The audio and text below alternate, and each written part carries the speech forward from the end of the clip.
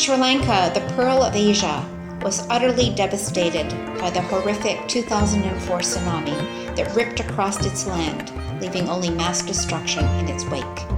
To compound the problem, civil war erupted, and 5 years later, over 1 million Sri Lankans were displaced and left with nothing. No family, no home, no job, no money. Once relocated to the villages created to house these victims, some hopeful women started to rebuild their lives.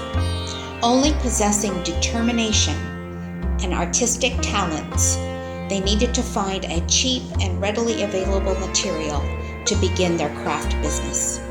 This resource was waste newspaper.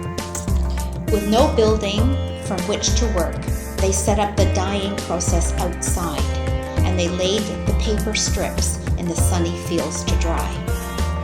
Once the paper is 100% dry, they are able to reshape the newspaper into colorful, high-quality home decor items, including Christmas decorations and practical products like wood-free pencils. Pencils so smooth between your fingers, they glide across the page effortlessly.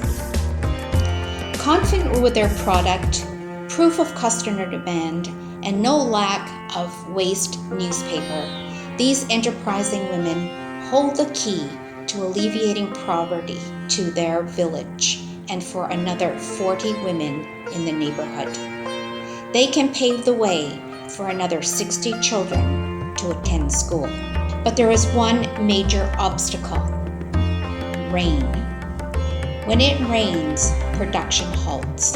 The paper cannot be dried outside, and the finished products are vulnerable to mold. And in a country where the monsoon can bring up to 4,000 to 5,000 millimeters of rainfall in a year, the rain is not likely to go away. To achieve a sustainable business, the women knew that the only way ahead would be to construct a dry and enclosed work shelter where they could work despite the weather.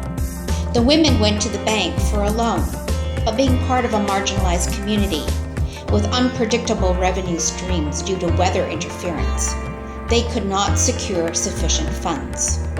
Consequently, construction was halted and production is insecure. The solution seems to be crowdfund a work shelter.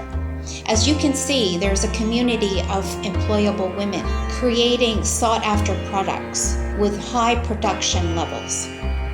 Except for the rain, which interferes with their ability to fill orders and become sustainable.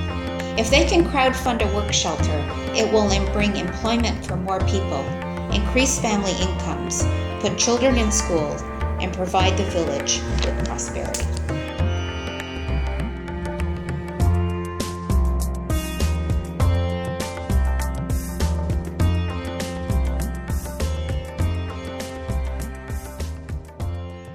Hi, I'm Sharon, founder of the social enterprise Knots and Strokes.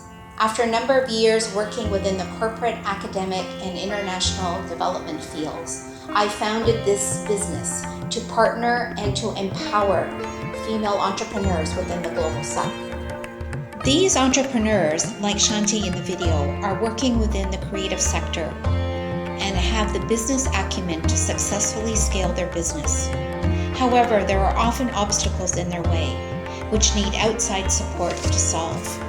You can give a hand by buying their products, but you can make a real difference by joining the campaign to fund their work shelter.